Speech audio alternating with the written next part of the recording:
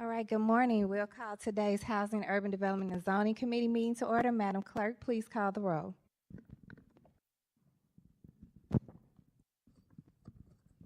Alderman Cone. Present. Alderwoman Schweitzer. Present. Alderwoman Sanye. Alderman Browning. Present. Chair Clark Hubbard. Here. Alderwoman Sanye. We have 4 present. You have a quorum.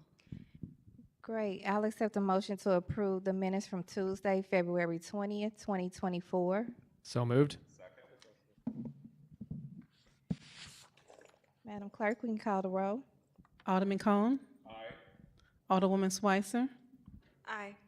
Alderwoman Sanye. Alderman Browning. Aye. Chair Hubbard. Aye. 4 aye votes. Great. With that, we've approved the minutes from February 20th, 2024. We'll go down to agenda item number 1. Alderman Aldridge, you're recognized for Board Bill number 44.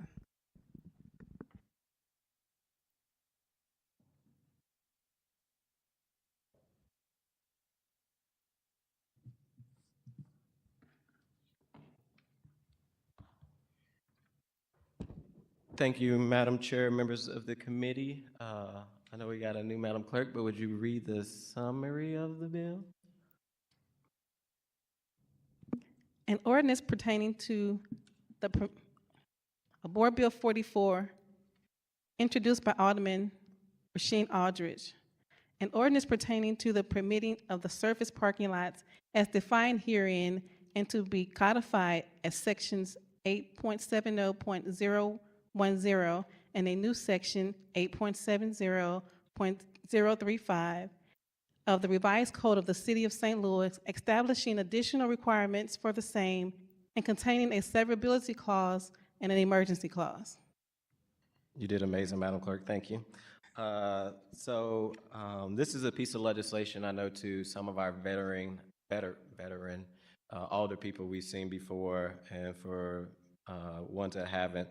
This is a surface parking lot piece of legislation that ultimately is trying to put more security measures in place for our surface parking lots. Right now in the city of St. Louis, we have a lot of surface parking lots that do not have security measures on them. They have just flat lots with either no fencing, no lighting, and what we've seen over the past several years, or I just think about what happened to the young lady who lost her legs, is these surface parking lots are being used either for cars to jump the surface parking lots, which allows for car accidents to happen. When people park their cars on these surface parking lots, the cars are getting vandalized. So again, the goal is to try to, as much as possible, work on legislation that can bring some security measures into place. And on section 5 on page 4 really lays out a lot of those requirements that surface parking lots will have to operate by before they're able to get kind of their surface parking lot license. One of the key things that I think is important that was added to this piece of legislation that was not in a previous one is K, that allows security cameras that will have to be required on every parking lot, not at just the entrance of the parking lot, but also focus on each vehicle. There's other safety measures, such as making sure that these surface parking lots have hardscaping, fencing, bollards, chains, cable, wheel stops, and land earth mounds. With so much problems that are happening in the downtown area, I want to thank the residents that really have kind of brought this piece of legislation forward to try to not just make their community safe, but make the whole downtown area safe. This is just one of many tools that we're trying to use to ensure that there's just a little bit more safety in the downtown area, as well as it touches a little bit against the 9th Ward. With that, I would close if anybody have any questions on the legislation. I do have some amendments, Madam Chairwoman, but if we could take those up after hearing from the people from the public, that would be my request. All right, do you all have questions now, or you want to wait till we hear from them?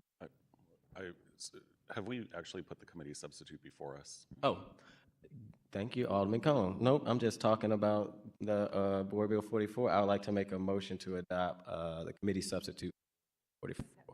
So, yeah, I make a motion that we adopt the committee substitute to Board Bill 44. Previous roll. No objection. We have the committee sub before us now. Did you still have another question, Alderman Cone, or you want to wait till we hear? Okay. All right, you can call your speakers up, see if we have any from the public.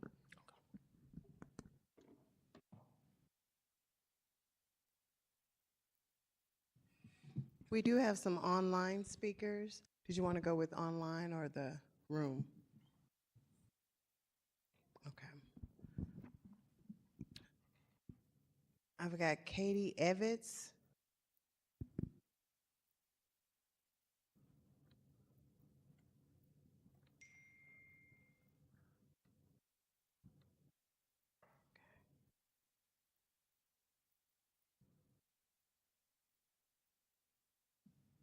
Ms. Evans, if you can turn on your microphone and your video for me, please.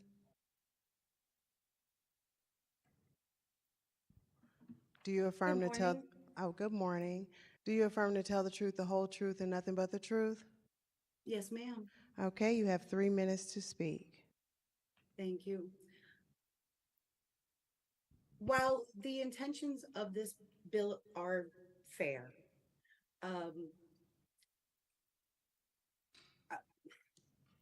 I live across the street from a building and parking lot that is empty overnight with excessive lights that completely are sensory overwhelming. And so much to the point where I'm currently working to get medical leave because of the distress this causes. We have other city ordinances that limit the light that is required for a parking lot. There's a minimum standard. The parking lot at 1504 Washington was cited for violating this section of the ordinance and are required to reduce the lighting to the minimum level amount and to only have the lighting on when the property is in use. Surface area parking lots do not need lighting overnight when they are not in use.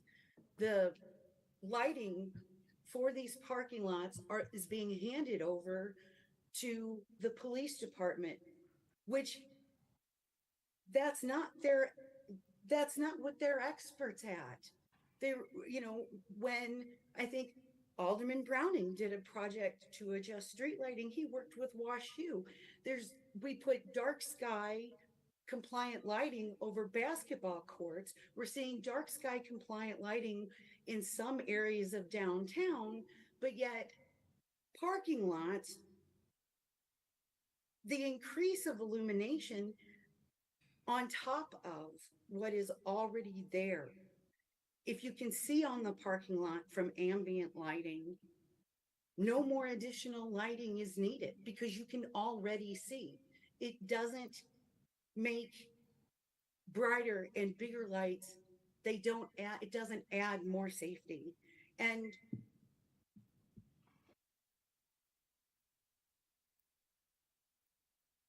there is, in the 18th century in New York and Boston, they had lantern laws where Black people had to carry a lit lantern or candle with them so that the night watch could better see them. And excessive lighting and poor lighting and lighting that isn't designed for people to live in and around and be adequate and appropriate and responsible to the people who live there. It's just another part of the surveillance that people are saying they don't want, that we're trying to limit. And we've got That's your areas around time. us- I'm sorry.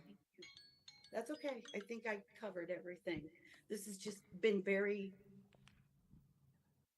very distressing to live and just to have my daily life be traumatized by my neighbor controlling the I'm sorry, environment that's of your my own time. home because their light intrudes.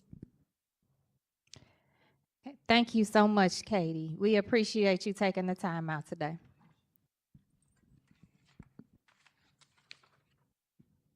Mike Whittle in support.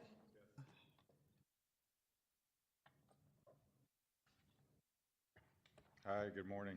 I'm Mike Whittle. I'm Senior Vice President and General Counsel for the St. Louis Cardinals, and I'm here to speak in support of Board Bill 44.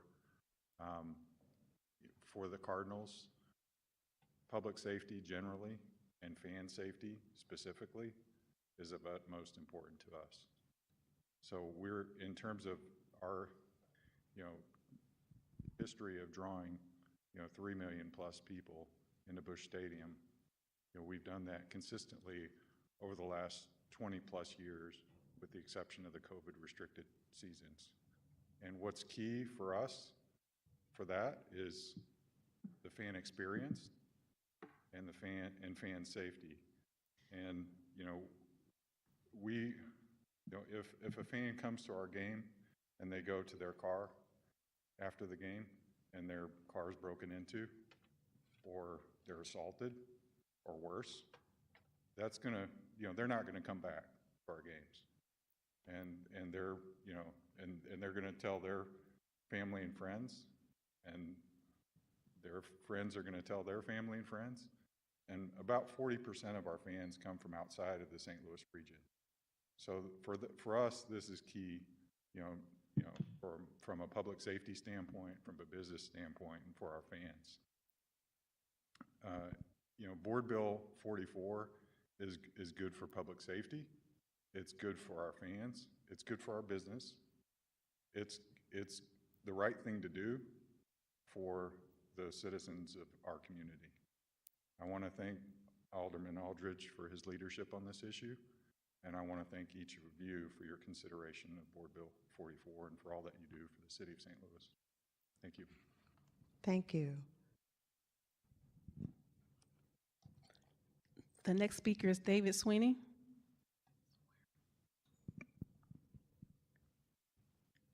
I need to swear you in. Do you affirm that the testimony you're about to give is the whole truth and nothing but the truth? I do. You have 3 minutes to speak.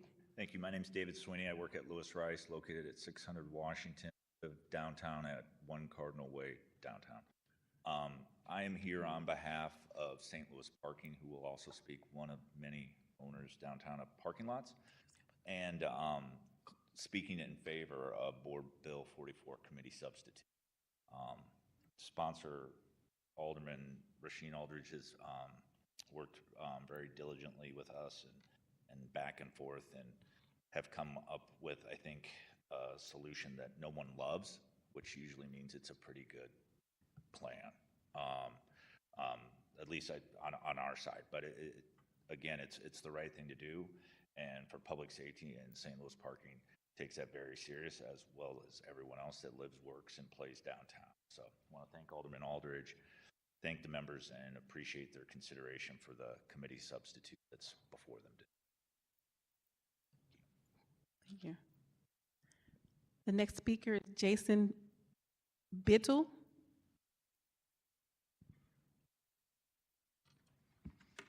Do you affirm that the testimony you're about to give is the whole truth and nothing but the truth? I do. You have 3 minutes. Okay. Thank you for allowing me the opportunity to speak to you here today. My name is Jason Biddle. I'm a resident of the city of St. Louis.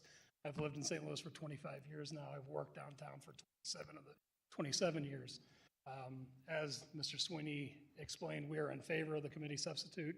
We appreciate the leadership that Alderman Aldridge has put into this, and we very much care about the safety and security of our visitors, our residents, those who work downtown, and thank you for your time and consideration of this bill. Thank you. Les Thurman? Undecided? Do you affirm that this testimony you're about to give is the whole truth and nothing but the truth? I do. You have 3 minutes. I I want to thank Alderman Aldridge for introducing this bill. It's something that downtown residents have been trying to get done for 5 or 6 years now. And we desperately want to support this bill. The problem is that every time a bill is introduced, large and influential parking lot owners seek amendments to the bill that either exempt themselves from its provisions or allow them to do almost nothing to comply. And that's what's happened here. That's why all these parking lot owners are now testifying in favor of this bill that they once opposed. Section 2D, for example, applies to only one very large and influential property owner downtown and exempts them from the requirements of the bill. That's why they testified in favor of it today. Section 2E exempts all sections of lot abutting a public alley. My apartment overlooks a very large parking lot that stretches for a whole city block, all of it abutting alleys. And so that lot would be exempt from this bill. Sections 5A and 5L allow a property owner to use minimal options like wheel stop at the perimeter of a lot to comply with the security requirements, but they provide no security at all, as you might imagine. I also want to say a couple of words about cameras being talked about as a substitute for physical security. Think of it this way: if you had a doorbell camera on the front of your home, but left the front door wide open, that wouldn't make your home very secure. I mean, it might allow you to identify an intruder after the fact, but it wouldn't stop the event from happening. The loopholes and exemptions in this bill are so large that you can figuratively drive a truck through them. That was a pun intended. I've spoken with Alderman Aldridge, and I think he's willing to make some amendments, some today and perhaps some on the floor, that address some of the problems. As I say, we desperately want to support this bill. We need it very badly. I've witnessed all kinds of terrible events on this parking lot behind my building. And so, we've been trying for a long time to get this bill passed. It just needs to be the right bill. As it's currently written, it would accomplish very little, if anything. Thank you. Thank you. Those are all the speakers.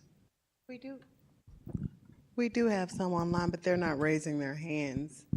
So if anyone is online that would like to speak, if you would please raise your hand so we can promote you over.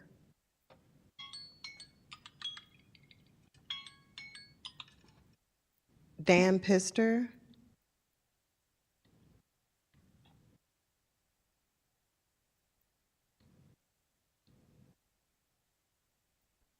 If you would unmute and turn your mic on, your video. Do you affirm to tell the truth, the whole truth, and nothing but the truth? I do.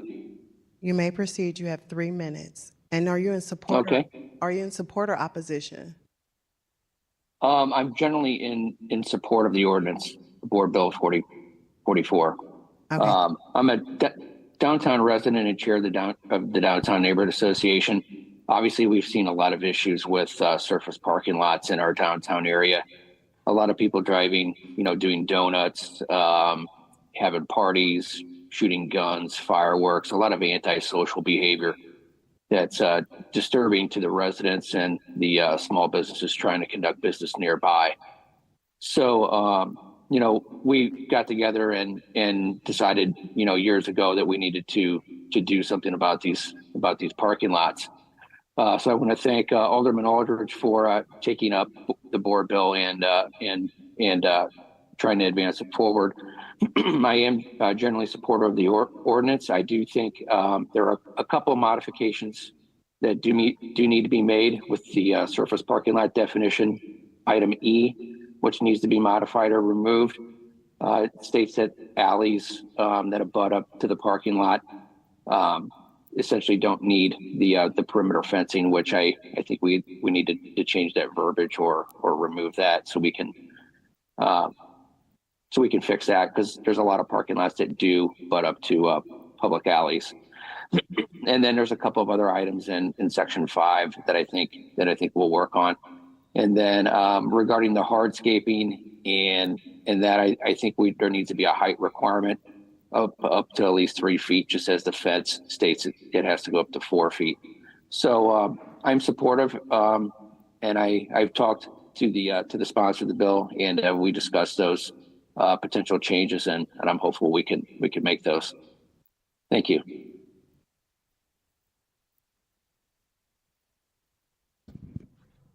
Okay, are there any other speakers in the attendees list that would like to speak? Please raise your hand.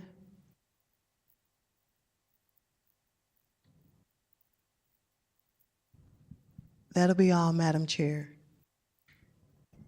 All righty.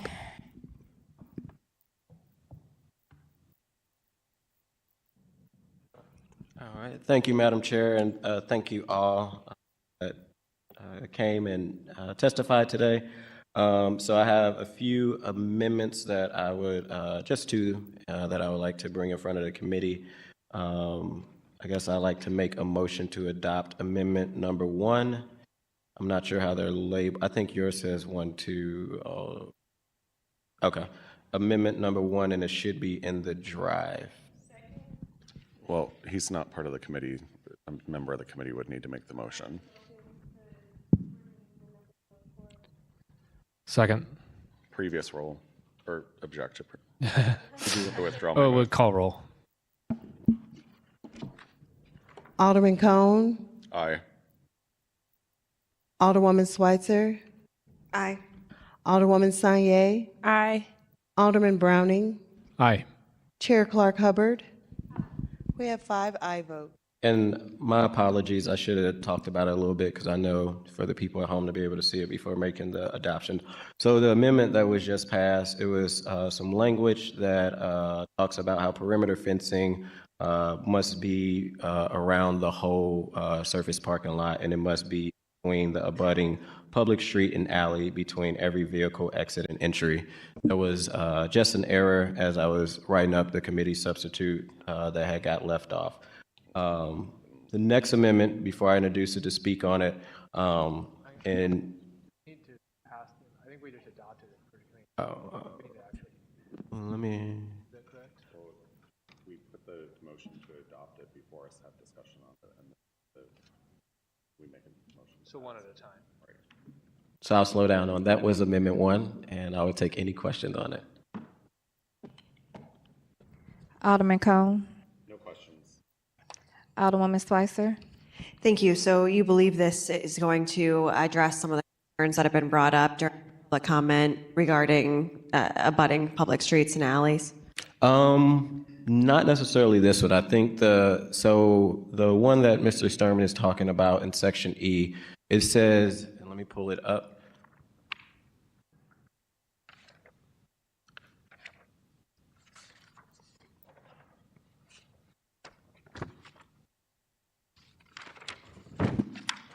So in section 2, letter E, I think like what Mr. Lester said, we need to just figure out some language after we move to try to make it clear.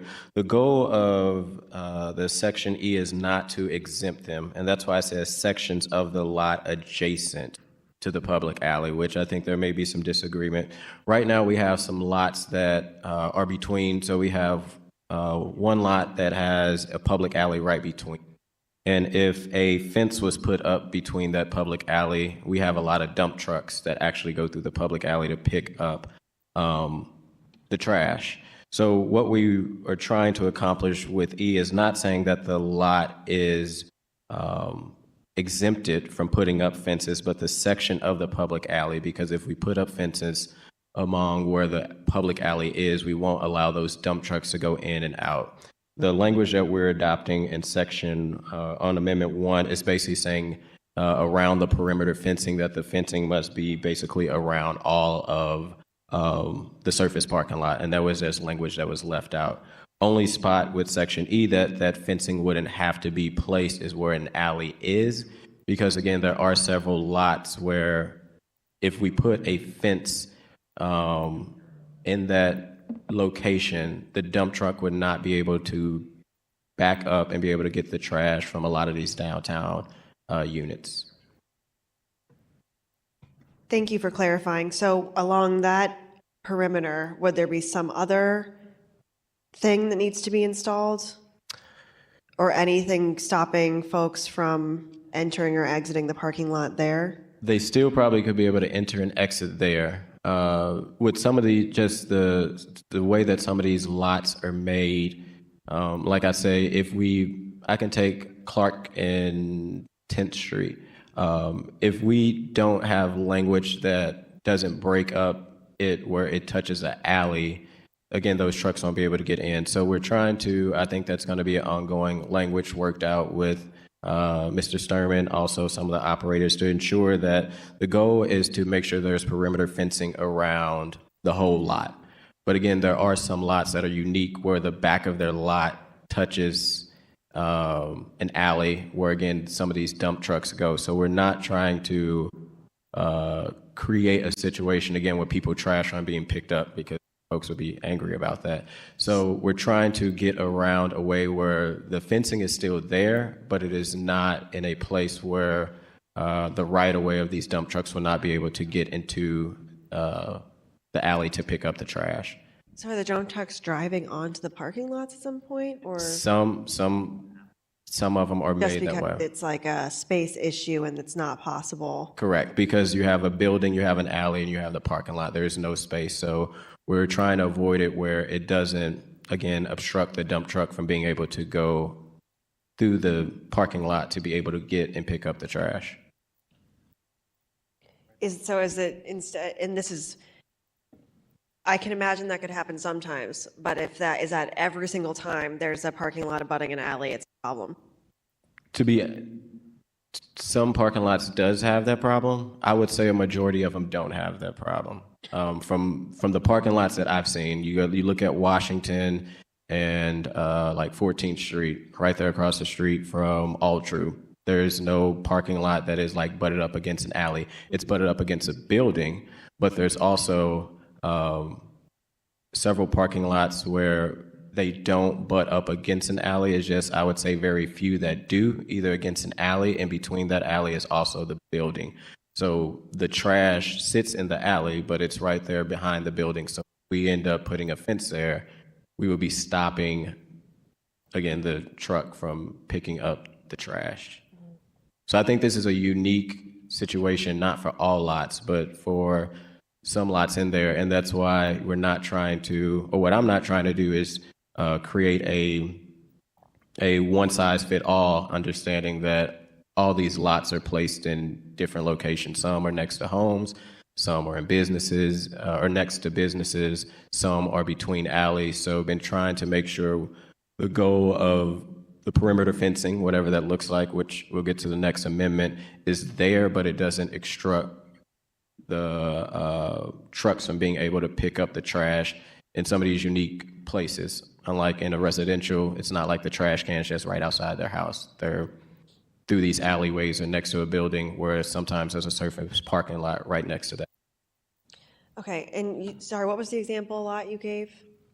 It is right behind, I think it's on Clark, and it's right behind the Flamingo, on the opposite side of Flamingo, right behind where Rain used to be. Okay, I'll just look it up so I can kind of get a better visual in my head. Do you have that data? 10th and Pine. So there's a lot, and then there's an alley, and then there's another lot. Thank you for being so prepared, Mr. Sweeney. Thank you. So in which part of this picture is where the alley, this part? So you see where all the red is where the fencing would go, and then there's an alley right, so I can see it, yeah. Yep, So that's the sidewalk between the street. So the alley is here, but there's a fence, there's a red line there.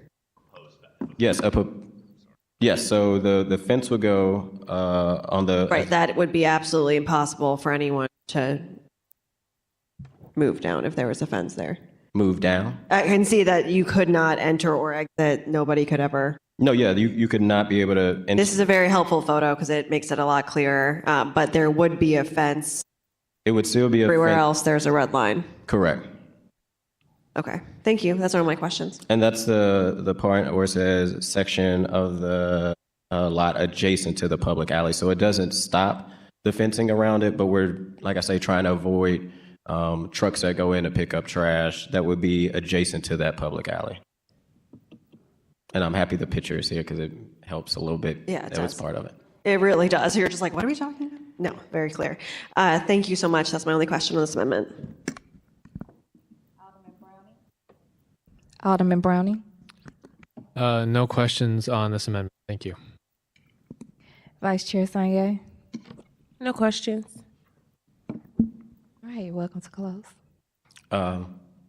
Thank you, Alderwoman Schweitzer, for kind of trying to draw that picture, because it's one thing to just look at it on the word and you're like, wait, will that alley or will that whole lot not have fencing? And that's a part of the actual bill. But thank you for the clarification, and I closed.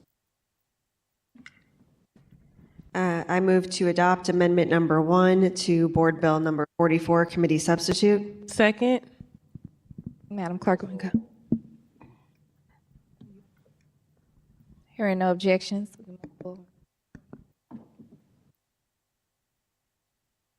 All right, I would like to make a motion to put forward amendment number 2 in front of the committee.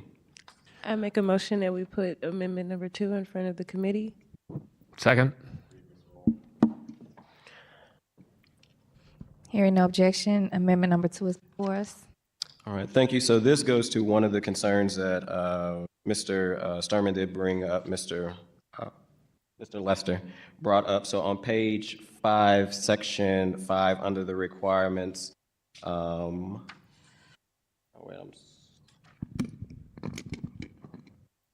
we are striking out, on page 5, section 5, section A, line 3, we're striking out where it says limited but not limited to hardscaping, fencing, ballards, chains, cable, wheel stop, and land earth mounds. I think one good point that they brought up is the goal was to, around some of these surface parking lots, ensure that there are some security measures. However, when you look at wheel stops, which can be looked at if you go to like a grocery store, the little thing that's in front of it, will a car still jump it? Absolutely. How safe are chains and cables?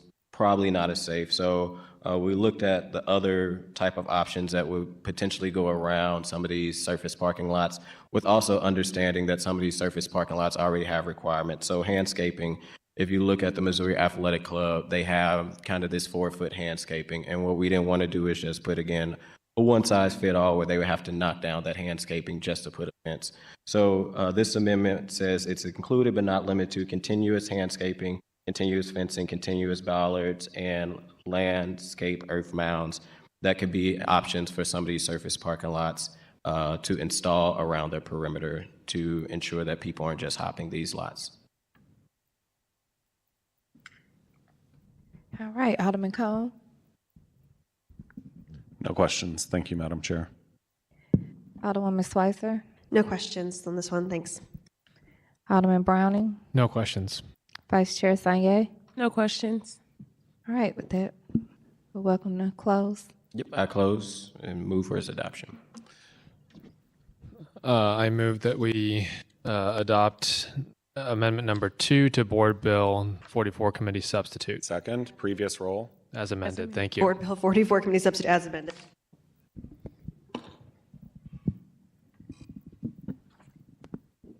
Hearing no objection, we've adopted amendment number 2. We can move forward. And that's all the amendments I have, Madam Chair.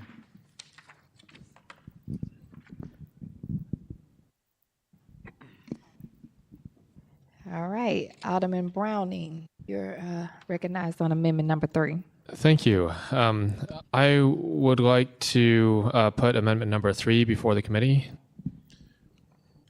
Second, previous roll. Hearing no objection. Hearing no objection, you move forward with amendment number 3.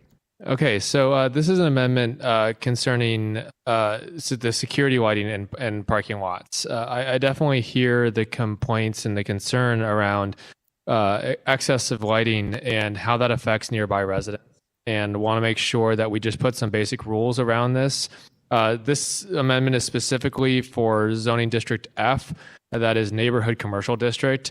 The entire bill only applies F through I and also L, which is the Jefferson Memorial District. So just within those things that are included in this bill, pertaining to zoning district F, which again is neighborhood commercial district, the concern is that these parking lots often exist around residential properties.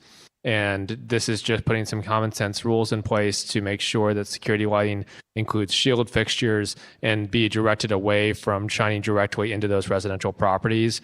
And that the temperature of those lights does not exceed 4,000 Kelvin, which is the temperature that we find in our city streetlights. All right, Alderman Cone. Alderwoman Schweitzer. Thank you, Alderman Running, for bringing this forward. I think this is a good thing to do. I do support shields on lights like this, and we talked about this a little bit offline, but I'd love for you to answer in front of the group too, is, why you chose to limit this to zoning district F instead of for the entire bill. Thank you. So again, F is neighborhood commercial district, and that's type of place where it's often right adjacent to single family and two family housing. So much more likely to be affecting residential properties. And within the district, zoning districts that are affected in this, I was just looking through the zoning in my ward and Ward 9 to see which parking lots might be affected by this ordinance that we're considering passing, and identified one in particular that may be affected. And so just as a precautionary measure to protect the residents in the area, I am proposing this today. I would note that I would not be opposed to having this apply to all the zoning districts that this applies to, but I also want to note that I'm looking at perhaps doing a different ordinance concerning lighting in general, and making these rules for all lighting, because there's church parking lots, there's residential housing complexes with surface parking lots, and the rules governing how that light is directed right now does not give our neighborhood improvement specialists or our building officials very many tools to make sure that we are not adding to light pollution and hurting the quality of life of the nearby residents. Yeah, thank you. I appreciate that. The attachment to the bill here does go through some of the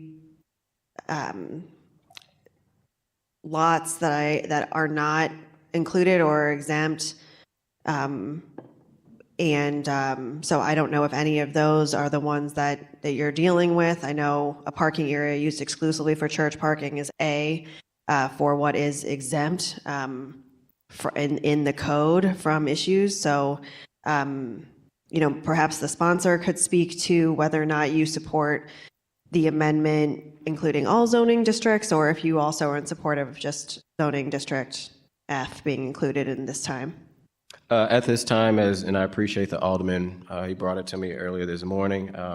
At this time, I would only probably accept the F because this has been a long process with meeting with residents, meeting with people who actually own these lots to ensure that we're getting it to the most spot where everyone can be happy to. And I know the Alderman also echoed that he'll be working on future legislation that affects these. So I do support the amendment as written, as zoned as F.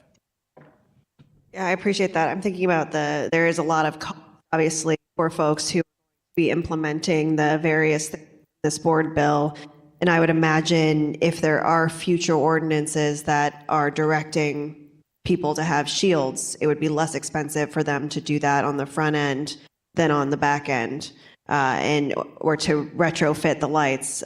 Some lights you buy with shields, some you have to buy the shields for. If they buy certain lights that don't have shields as capabilities, what happens next? So, perhaps that's something to discuss with owners of these lots as future legislation might be coming forward, that it would make sense to go ahead and get the right kind of lighting now. I mean, the woman, Ms. Ebbets, who spoke from my ward, is correct that having shields on lights can be a huge benefit to folks who are living near these sort of lighting fixtures. Obviously, we do have a lot of residents downtown that will be living near parking lots with increased lighting.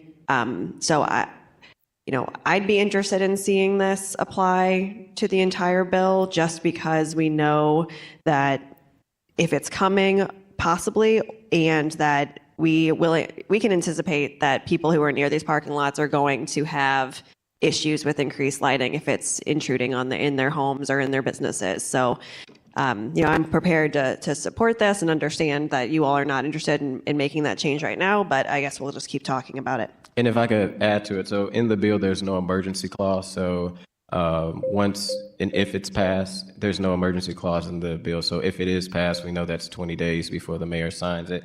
And then there's a 1 year until they have to make these requirements. So depending on when the aldermen, will work on it, hopefully it could be before this goes into effect to be able to catch that. But not opposed to it, but I would love to have those conversations with folks ahead of time at the meeting that have been putting work in on this. Thank you so much. I appreciate that. And I think that's a great point. Thank you for bringing it up. And I look forward to supporting this amendment. Thank you. Vice Chair Sanye. No questions. All right. We're going to close. I'm sorry, Alderman Browning, you're welcome to close. Again, I just want to emphasize, I absolutely understand and appreciate Alderman Aldridge's effort to make the parking lots safer and specifically the problem that downtown is having. Very much understand the issue here. And so want to make sure that we are taking steps to make owners compliant and make sure that we are increasing that security around there. I think this amendment will just go a long way to make sure residents are also comfortable. So I ask for the committee's favorable consideration, and I move that we adopt amendment number 3 to Board Bill 44 Committee Substitute as amended. Second, previous roll. All right, hearing no objection, we've adopted amendment number 3. All right. I think that's all the amendments for this bill. I want to thank Alderman Browning for bringing that amendment forward. I know when we talked about it, I think it is important, especially as lighting is going to be in that zone. We want to make sure that light pollution is something that I learned about over the last few weeks, and more about surface parking lots that I ever thought that I would learn about it, but how that is a problem. So I do appreciate just kind of that safeguard. Like Mr. Sturman said, this is a piece of legislation that has been worked on for several years. As we try to get a hand on public safety and crime, I think this is just another tool that will be able to deter crime. It isn't going to stop it completely, but in the downtown area, I think this would be something with these surface parking lots that can just be helpful to ensure that bad actors aren't utilizing these surface parking lots in a negative way, that owners of these surface parking lots, I know a cost was brought up by one of the members. There will be a cost on it from these surface lot owners. However, if they're going to provide a business in the city of St. Louis, they just can't have a business that's don't have safety measures in them. So if it's going to cost a little bit more so we can have a safer city, I think it's the right thing to do. I want to thank everybody that's been at the table. Like Mr. Sweeney said, it's something in this legislation I think everyone likes, and stuff in the legislation that everyone don't like. And I will continue to try to work with all partners to try to get it to a spot that is reasonable for everybody. I think this is a great framework of trying to ensure that our surface parking lots are as safe as possible. And with that, I would close and ask for a do pass recommendation. I move that we pass Board Bill 44 Committee Substitute as amended out with a do pass recommendation. Second. Previous. Hearing no objections, congratulations. Thank you.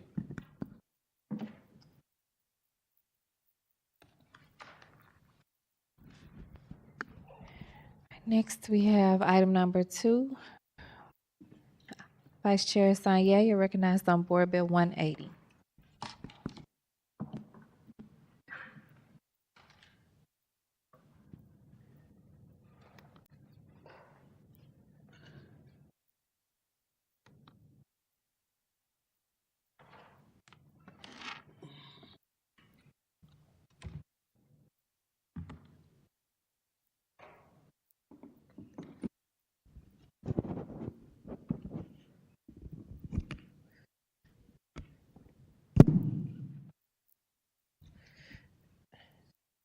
Okay, good afternoon, Madam Chair, members of the committee. Today we're back to continue our discussion on the rental registry. We have talked about this before. First, I want to make a motion to adopt the committee substitute that has some changes connected to some of the things raised in our last hearing. Second. Previous roll. Hearing no objection, proceed. Thank you. Okay, so I just kind of want to walk us through just a brief reminder at first of some of the main tenets that are within the bill. So just a recap of Board Bill 180. Board Bill 180 does a couple of key things. The first one is it moves the entire city under the Housing Conservation Program. The previous 18th Ward was carved out, and so this would put the entire city under that, which is a lot of how we maintain our standards for inspections. It would require a landlord to obtain a certificate of inspection from the building division for a rental unit. It mandates the designation of a local agent, allocates 6% of the increased fees to go to the building division so that they may establish a technology fund. And then it also allows us the opportunity to collect critical information so that we're more aware of our rental stock and able to make the correct incentive discussions as we move forward. One of the first changes that's within the committee substitute is something that was flagged last time we met, I believe, by Alderman Cone and Alderwoman Schweitzer. Just want to make sure we're clear about that expectation of an inspection being required either every 3 years or every time that there is a change in tenancy. So just wanted to make that clear. The second big change that the committee substitute has is we kind of move some language around to make it clear that once the bill, once the bill is passed, immediately all of the city would go under the Housing Conservation Program so that the building division could begin to do inspections in the area of the city that was left out. And then the next big committee substitute change to the bill is making it clear that the fees for inspection could begin to be collected as soon as the bill is passed by us and signed by the mayor. The fee would be raised, and then the funds could be collected and begin to go over to the building division so that they could begin to get what they need for that technology fund. And those are really those are really the changes we made. So a couple of minor changes, but actually kind of changed the bill quite a bit. And again, we just only changed those factors because we do still want to give the building division time to assess where they are with their staffing capacity and getting their technology. But part of what they need to do that will be the ability to increase their inspections and the ability to begin to collect that fee. And with that, I can really take any questions from you all. Alderman Cone. No questions. Alderwoman Schweitzer. Thank you. For the change in the committee substitute about the inspection every 3 years, is that triggered by some database that the building division would have to know when they need to hit that 3-year mark, or is that incumbent upon the property owner, or how would you say that works? It'll kind of be a dual responsibility on some of the property owners, but of course it'll be up to the building division to really enforce that. They were just kind of in support of the change and to make the language clear because they don't, we want folks who are now the property owners that have been held to the standard. We want that to be clear, and it maybe wasn't as clear in the first round of bills, but of course the enforcement will be up to them to kind of start communicating, hey, this is the new expectation.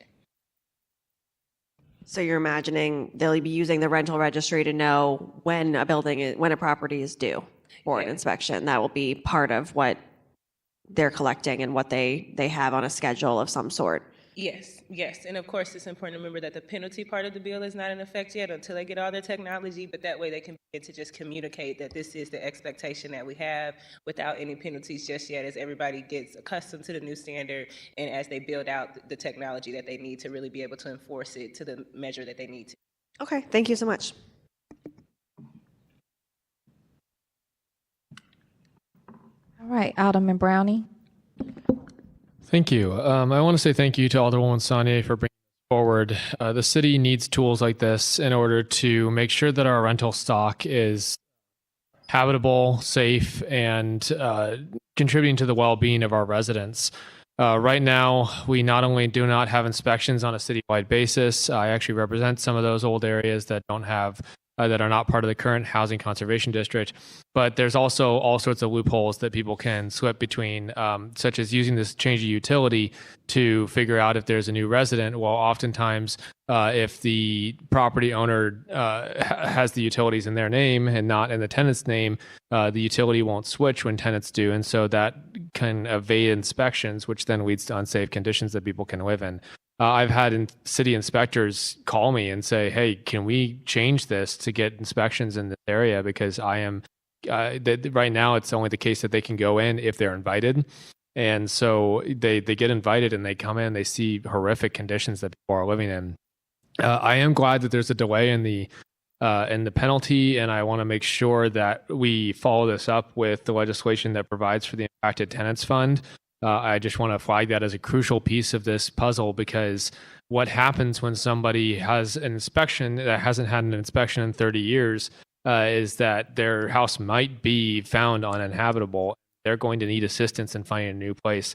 When we do pick up that bill, I would urge us to extend the period and the funds available to give them at least 3 months to find a new place, because if you've tried to hunt for an apartment in this city, you can know that it's not like you can just find it in a week. So with all that, again, I just want to say thank you to Alderwoman Saunier for bringing this forward. I'm in full support of this, and I would like to add myself as a co-sponsor. All right, I don't have any additional questions, so. Okay, with that, I'm happy to close, and I guess I will ask that we make a vote on Board Bill 180 Committee Substitute as amended. I make a motion that we pass Board Bill 180 Committee Substitute as amended. Second. Previous roll. With the do pass recommendation? I guess I should say with the do pass recommendation. No, I thought he objected to previous But roll. we hear objection. Okay. Okay, Madam Clerk, you can call the roll.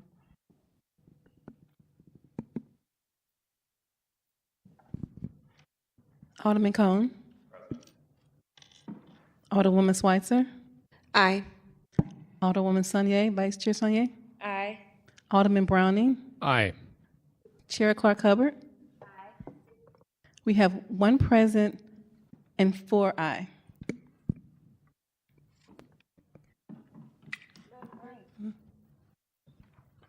Madam Clerk, can you also add me as a co-sponsor to that bill? Thank you. So noted. All right. Thank you.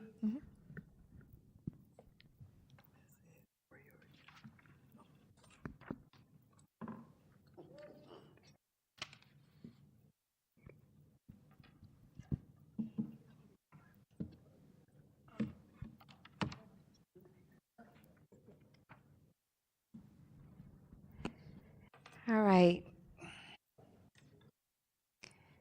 We're going to call back on this because I wanted to make sure from a previous conversation, Alderwoman Saunier had a friendly amendment that she wanted to add. So I'll go ahead and let you present. Thank you. So I have a friendly amendment. It is in the drive. It's really just in a that. No. That's okay. We might have to, do we have to? I'm sorry, it's already passed out. That's okay. Yeah. You recommend we do it on the floor, or should we call it back? Okay. I'm sorry, I should have made sure. Okay, do we have any resolutions for review? Any committee discussions? Any written testimony? We have 1 written testimony in support of Board Bill 44. Right, any announcements? All members were present. I'll accept the motion to adjourn. Second. All right, previous roll. Everyone have a blessed day.